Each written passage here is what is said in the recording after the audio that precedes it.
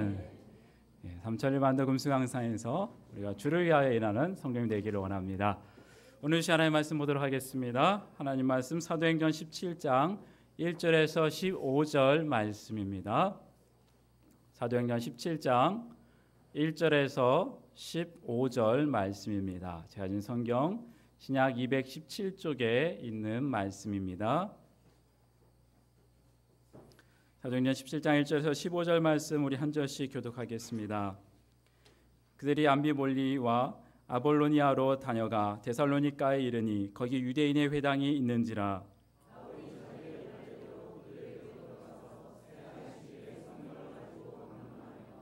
뜻을 풀어 그리스도가 해를 받고 죽은 자 가운데서 다시 살아나야 할 것을 증언하고 이르되 내가 너희에게 전하는 이 예수가 곧 그리스도라 하니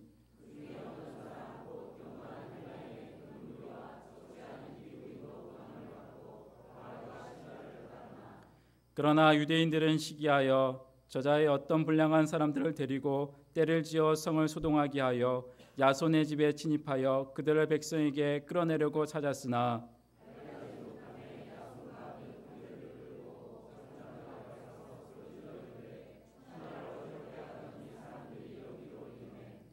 야손이 그들을 맞아 들였도다. 이 사람들이 다 가이사의 명을 거역하여 말하되 다른 임금 곧 예수라 하는 이가 있다 하더이다 하니 야손과 그 나머지 사람들에게 보석금을 받고 놓아주니라.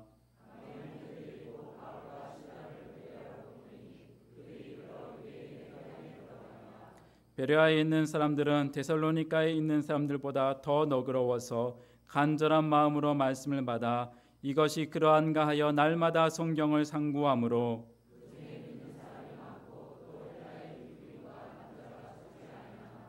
데살로니가에 있는 유대인들은 바울이 하나님의 말씀을 베레아에서도 전하는 줄을 알고 거기도 가서 무리를 움직여 소동하게 하거늘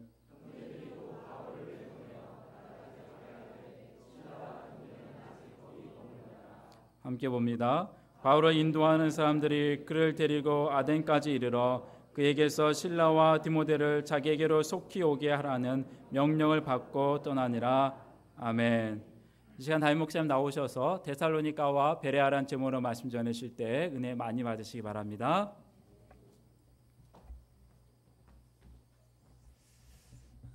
오늘 본문은 계속되는 사도 바울 일행의 유럽 선교 여정을 소개하고 있습니다. 바울 일행은 빌립보에서 남서쪽으로 약 50km 떨어진 암비볼리와 거기서 다시 남서쪽으로 약 50km 떨어진 아볼로니아를 거쳐서 거기서 또 서쪽으로 약 60km 떨어져 있는 데살로니가라는 곳에 도착을 했습니다. 로마의 식민지였던 빌립보하고는 달리 데살로니가는 자유도시였습니다. 독자적인 법과 제도를 갖추고 있고 세금도 따로 걷고 행정관, 의회까지 갖고 있는 도시였어요. 그래서 빌립보하고는 아주 다르죠. 독자적인 도시고 유대인의 회당도 있었습니다. 전에도 말씀드렸듯이 바울의 전도 방법은 회당이 있는 곳이면 의뢰이 먼저 그곳에 가서 먼저 유대인들을 상대로 복음을 전하는 것이었습니다. 이곳에서도 바울은 그곳에서 3번의 안식일에 걸쳐서 성경을 가지고 가르쳤습니다. 바울은 성경을 읽고 그 뜻을 풀어 예수님의 십자가와 부활의 복음을 전했습니다. 내가 너희에게 전하는 이 예수가 곧 그리스도다. 너희의 구원자가 되신다. 그렇게 가르쳤습니다. 그러자 그 회당에 함께 있던 수많은 경건한 헬라인과 귀부인들이 믿음을 갖고 바울과 실라를 따르게 됐습니다.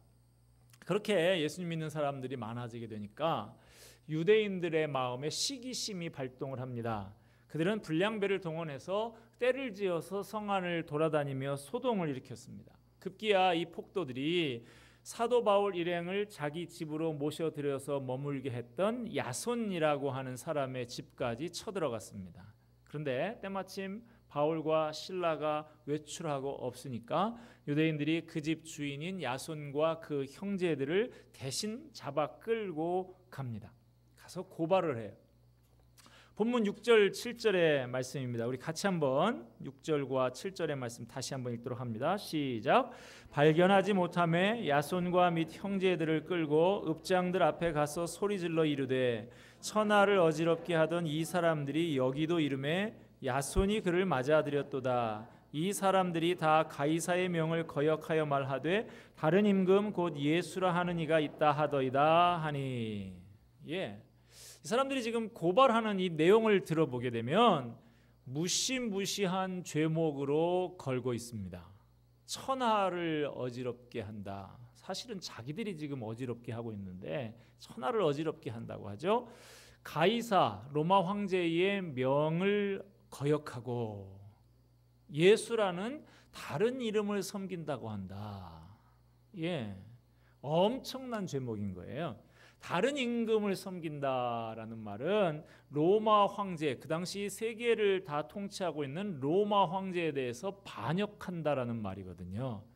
복음을 전하려고 하는 이 사람들, 그 복음을 받아들이고 감사하고 그 은혜에 감사하고 있는 이 사람들을 방해하려고 정치적으로 반역죄로 지금 몰아가고 있는 것입니다. 이들이 반역죄로 고소를 하니 이 읍장과 무리들이 큰 충격을 받았습니다. 사태가 지금 심각해진 거예요. 반역죄다라고 하는데, 역도들이다라고 하는데 그냥 무마하고 넘어갔다가는 자기들도 성하기가 어렵게 됐다는 말이죠. 자, 여기 이 자리에 와서 붙들려 있는 사람들, 이 사람들이 이제 예수 믿은 지 기껏해야 3주밖에 안 되는 사람들이에요. 바울이 지금 새 안식일 동안 여기서 복음을 전했다 그랬으니까 첫 주에 영접을 했어도 3주밖에 안 된 초신자 중에 초신자라고 할 수가 있습니다.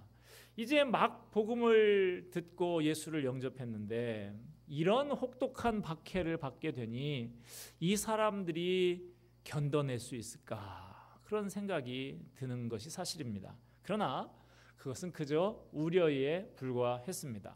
이런 박해를 겪으면서 세워진 데살로니가 교회가 나중에 얼마나 아름다운 교회가 됐는지 모릅니다. 우리 오늘 본문 말씀을 좀 접어두시고 바울이 데살로니가 교회에다가 쓴 편지인 데살로니가 전서 1장 3절 말씀을 한번 보도록 하겠습니다. 데살로니가 전서 1장 3절, 제가 가진 성경으로 329페이지가 됩니다. 데살로니가 전서 1장 3절 말씀을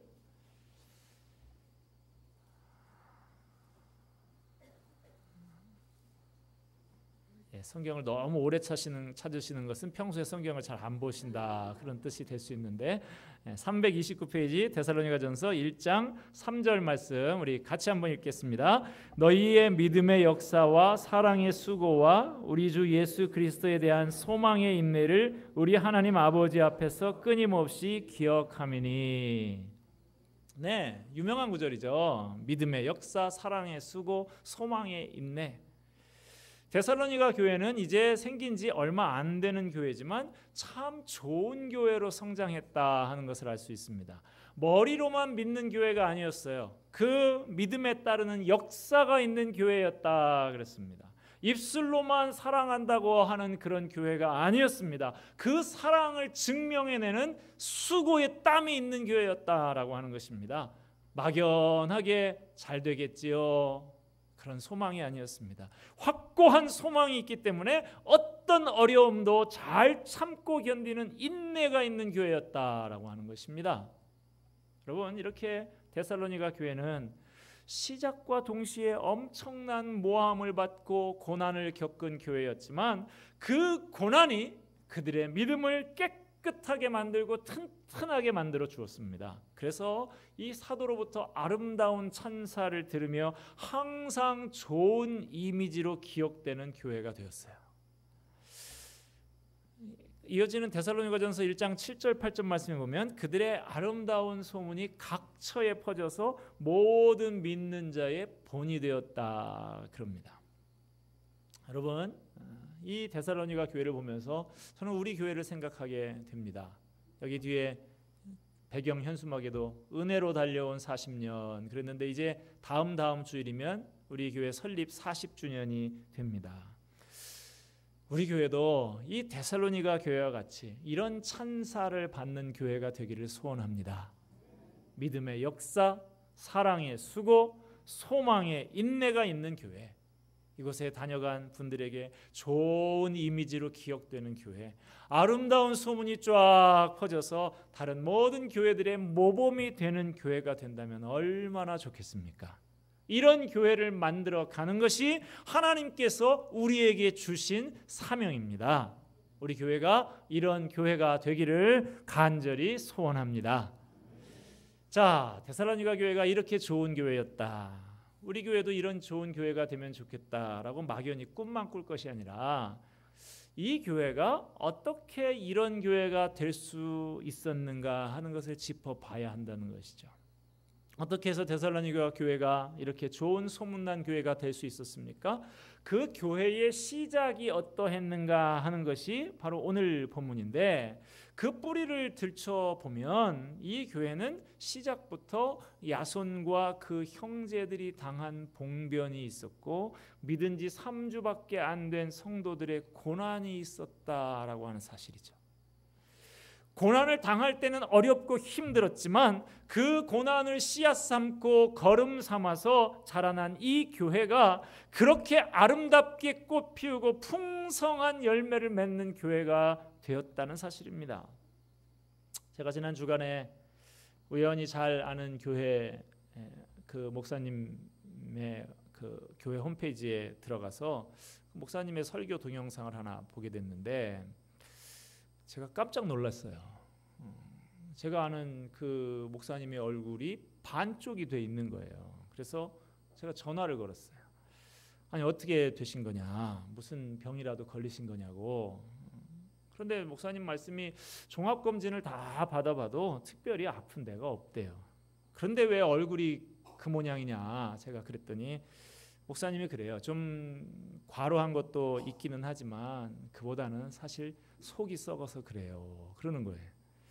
몇 사람 때문에 한참 속을 썩으니까 내가 탈진이 되고 이렇게 견디기 어려운 이런 상황이 되었었다 그래요. 그래도 지금은 많이 좋아졌는데요, 그렇게 얘기를 하면서 본인이 그렇게 속이 썩어서 몸이 상하고 얼굴이 수척해지니까 교인들이 안타깝게 여기더랍니다. 그래서 더 우리가 기도하지 않아서 목사님이 저렇게 됐다 그러면서 더들 기도하고 교회가 더 하나가 되고 더 은혜 가운데 성장해 나가게 되더라. 그래서 나도 이제는 몸이 많이 회복되고 교회나 목사님이나 다 은혜 가운데 그렇게 성장하고 있다, 그런 말씀을 제가 들었습니다. 여러분, 교회가 저절로 좋은 교회가 되는 법이 없습니다. 목사의 속이 썩어지고 문드러지고 아픔을 겪고 눈물을 흘려야 그 교회가 자라나게 되는 것이죠. 성도도 저절로 성숙하고 아름다운 믿음을 가진 성도가 되는 것이 아니에요. 고난을 겪어야 되는 것입니다. 아픔을 겪고 속이 썩어 봐야 진짜로 성숙하고 아름답고 튼튼한 성도로 자라나가게 되는 것입니다. 땀 없이 되는 일이 하나도 없습니다.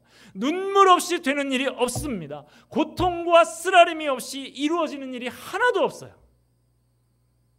여러분, 어떤 때는 정말 내게 주어진 짐이 너무 무겁다, 내 십자가가 너무 무겁다라는 생각이 들 때가 있죠. 그러나 이것이 하늘의 미랄이 되고 양분이 되어서 아름답고 풍성한 열매를 맺게 된다라고 하는 사실을 깨닫게 되고 나면 그 무거운 짐이 감사하고 고생이 감사하고 아픔이 감사의 제목이 되는 것입니다. 여러분, 교회를 위해서 아파하고 눈물 흘려 보셨습니까? 간혹 교회에서 이러쿵저러쿵 의견이 많고 감 내놔라 대추 내놔라 그렇게 자기 마음대로 좌지우지하고 싶어하는 분이 있는 경우가 있어요. 그런 분이 혹 있으면 그런 분에게 저는 이렇게 질문을 합니다. 혹시 그 문제를 놓고 얼마나 기도해 보셨습니까? 지금 교회를 생각하면서 깊이 생각하며 아파하며 눈물 뿌려서 기도한 다음에 저한테 와서 이야기하시는 겁니까? 저는 이 문제를 놓고 이미 오랫동안 기도하고 고민하면서 신중하게 결정한 것인데 과연 저만큼 그렇게 하고 저한테 가지고 오신 겁니까? 제가 그런 질문을 합니다. 여러분, 교회를 위해서 아파하고 눈물을 흘리며 기도하고 속을 썩어보지 않은 사람이 소리를 높여서 주장한 의견, 대개는 인간적인 얄팍한 생각인 경우가 많이 있습니다. 교회에 유익이 되지 않는 경우가 많아요. 나라에다 이 문제를 적용해도 마찬가지입니다. 여러분, 나라의 현실을 아파하면서 울며 기도하고 계십니까? 이 나라의 정치 지도자들이라고 하는 사람들 한번 생각해 보세요.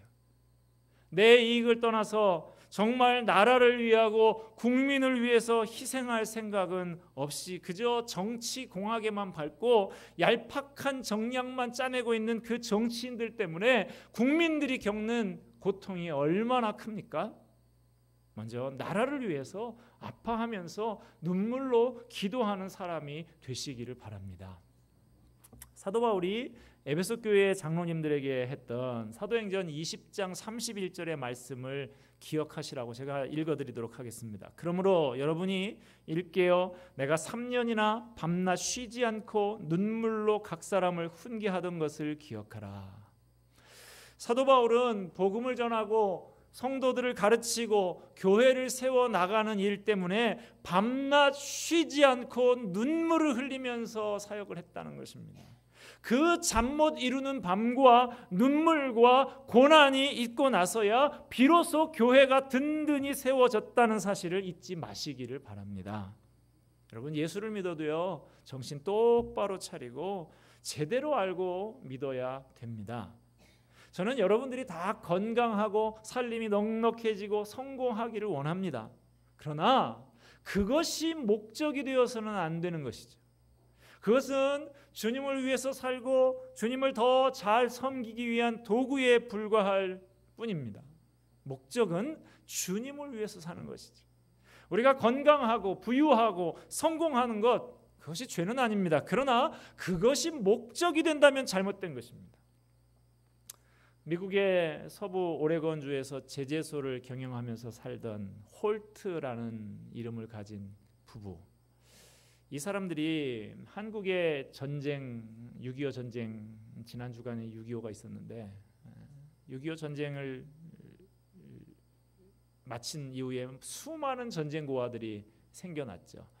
그 미국 땅에서 한국 전쟁 고아들을 다룬 그 비참한 모습을 다룬 다큐멘터리를 보고 나서 우리가 하나님이 우리에게 주신 이 물질 가지고 우리만 위해서 써서 되겠냐? 저 불쌍한 한국의 전쟁 고아들을 위해서 우리가 그들의 부모가 되어주자 해서 그 피부색이 다른 그 새카만 전쟁 고아들, 불쌍한 아이들 8명을 입양을 그 가정이 하게 됩니다. 그 후에 이 사업을 점점 키워가서 이 부부가 홀트 복지회, 홀트 아동복지회, 여러분 많이 들어보셨죠? 그것을 설립하고 40여 년 동안 한국 고아 7만 명에게 새 가정을 찾아주게 되는 역할을 합니다. 이 홀트 여사가 나이가 늙어서도 일평생 매일 새벽마다 일어나서 조깅을 하고 건강을 지켰다고 그래요. 그 이유가 뭐냐 그랬더니 이유는 딱 하나다. 내가 돌봐야 할 아이들이 이렇게 많이 있는데 그러려면 내가 건강해야 되기 때문에 나는 이렇게 내 건강 관리를 한다라고 하는 것이죠. 우리가 왜 건강해야 됩니까?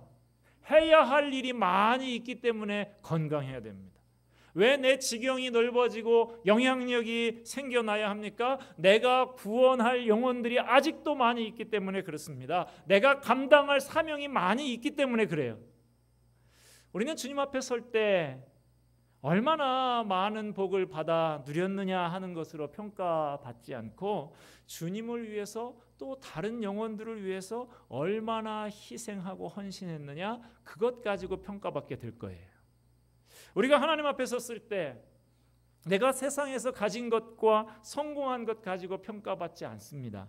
예수님을 위해서, 다른 사람을 위해서 영혼을 구원하기 위해서 얼마나 땀을 흘리고 수고하고 희생했는가, 그것으로 평가받게 되는 것이죠. 그러므로 다른 사람이 나보다 더 좋은 집에 사는 거, 다른 사람이 나보다 더 많은 돈 버는 거, 그것 부러워하지 마시고요. 주님을 위해서 나보다 더 많은 걸 포기하면서 희생받고 고난을 자처하는 그것을 보고 부러워하는 사람이 되시기를 바랍니다. 여러분, 진정 부끄러워할 것이 뭐냐? 주님 앞에 섰는데 내가 주님을 위해서 포기하고 잃어버린 것이 아무것도 없이 그렇게 주님 앞에 서게 되는 것, 그것이 정말 부끄러운 것입니다. 주님 앞에 설 때 내 옆에 있는 존귀한 그 성도들은 주님을 위해서 고난받은 그 흔적, 희생의 증거를 가지고 주님을 맞이하러 나오게 될 텐데, 나는 아무것도 잃어버린 것도 없고 손해본 것도 없고 포기한 것도 없이 그 영광된 무리 가운데 서 있는 것, 그거 부끄러운 일 아니겠습니까? 혹시 이 자리에 나오시면서 이제 지쳤다, 왜 나만 이렇게 무거운 짐을 지고 살아야 되나 하는 생각 가지고 이 자리에 오신 분이 혹시 있다고 하면 오늘 성령님께서 그 마음을 바꿔 주시기를 바랍니다. 하나님이 이 무거운 짐, 하나님이 제게 주신 사명으로 알고 기꺼이 지고 가겠습니다. 지금의 이 고난이 하나의 미랄이 되고 밑거름이 될 줄로 믿습니다. 이것을 통해서 제가 더 겸손해지고 더 성숙해지고 주신 사명 더 잘 감당하는 사람 되게 하여 주시옵소서. 이런 마음으로 바뀌어지기를 바랍니다. 자, 이어서요, 본문 10절 말씀을 보면, 자, 이런 위기 가운데 있으니까 밤에 형제들이 바울과 실라를 불량배들을 피해서 베레아라는 땅으로 피신을 시킵니다. 베레아는 이들이 있던 데살로니가에서 남서쪽으로 약 80km 떨어진 작은 도시입니다. 또 한 번 위기를 모면한 바울 일행이었지만 그들은 어디를 가나 복음 전하기를 쉬지 않습니다. 그들은 베레아에서도 역시 유대인의 회당으로 먼저 들어가서 말씀을 전했습니다. 11절 말씀 우리 같이 읽도록 하겠습니다. 사도행전 17장 11절 말씀입니다. 시작. 베레아에 있는 사람들은 데살로니가에 있는 사람들보다 더 너그러워서 간절한 마음으로 말씀을 받고 이것이 그러한가 하여, 베레아 사람들은 데살로니가에 있는 사람들보다 더 너그러웠다 그렇습니다. 이 너그러웠다라는 말의 뜻은 고상하다, 차원이 높다, 수준 높다, 그런 뜻입니다. 이런 평가는 그들이 말씀을 받는 태도와 관련이 있어요. 그들은 간절한 마음으로 말씀을 받고 이것이 그러한가 하여 날마다 성경을 상고하는 사람이었다 그랬습니다. 가르치는 사람이 무엇을 가르치는지 진지하게 귀 기울여서 들었고 그 후에 정말 그런지 신중하게 검토하고 확인하는 그런 과정을 거쳤다 하는 것이죠. 자, 여러분, 이 자리에 계신 여러분들의 말씀을 향한 태도가 어떻습니까? 말씀을 가볍게 흘려듣고 교회 문 밖에만 나가면 다 잊어버리고 세상에서는 여전히 이제까지 내가 살아왔던 방식대로 그 생각대로 생활하는 그런 생활을 반복하고 계시지는 않습니까? 집에 돌아가셔서 일주일 내내 책꽂이에다가 성경책 다 꽂아놓고 다음 주에 올 때 되니까 먼지가 쌓여가지고 후 불고 딱 털어가지고 그래서 후딱 신자라고 그런다 그러죠. 여러분, 그런 후딱 신자 혹시 아니십니까? 말씀에는 놀라운 은혜와 능력이 담겨 있습니다. 그런 은혜와 능력을 맛보기 원하는 마음은 갖고 있으면서도 여전히 후딱 신자로 그렇게 살아가고 있다고 하면 이 시간 이후로 마음을 새롭게 하시기를 바랍니다. 하나님 말씀 들을 때 온 정성을 다해서 듣고 그 후에도 들은 말씀을 깊이 묵상하면서 되새겨서 곱씹는 저와 여러분이 되기를 바랍니다. 자꾸만요, 뭘 새로운 것만 배우려고 하지 마시고요. 한번 들은 말씀, 이미 내가 받은 그 말씀, 그것을 자꾸만 되씹고 되씹어서 내 것으로 만드는 것이 필요한 것이죠. 가정예배 또 사랑방 그 소그룹을 통해서 이미 듣고 배운 말씀 다시 묵상하고 나누고 적용하고 그렇게 해보십시오. 그래야 이 말씀이 책에 있는 그냥 인쇄된 글씨가 아니라 내 것이 되는 것입니다. 말씀에 대한 이해가 더 깊어지고 말씀이 내 삶 속에 깊이 파고들어서 내 삶을 바꿔놓고 변화시키는 것입니다. 말씀을 맺고자 합니다. 데살로니가 교회 또 이 베레아 교회 이 처음 신자들의 모습을 우리는 살펴봤습니다. 데살로니가 교회의 처음 교인들, 믿은 지 3주밖에 안 되는 그런 초신자들이었지만 복음을 위하고 주님을 위해서 고난받는 것 마다하지 않는 사람들이었습니다. 그것이 씨앗되고 밑거름돼서 데살로니가 교회는 믿음의 역사와 사랑의 수고와 소망의 인내로 소문난 건강한 교회가 되었습니다. 베레아 교인들도 살펴봤죠. 수준 높은 성도들이었습니다. 하나님의 말씀을 진지하게 정성을 다해서 듣고 날마다 그 말씀을 묵상하고 되새기며 자기의 것으로 만든 사람들이었어요. 오늘 말씀을 대하는 우리 성도 교회가 데살로니가 교회와 같고 베레아 교회와 같기를 소원합니다.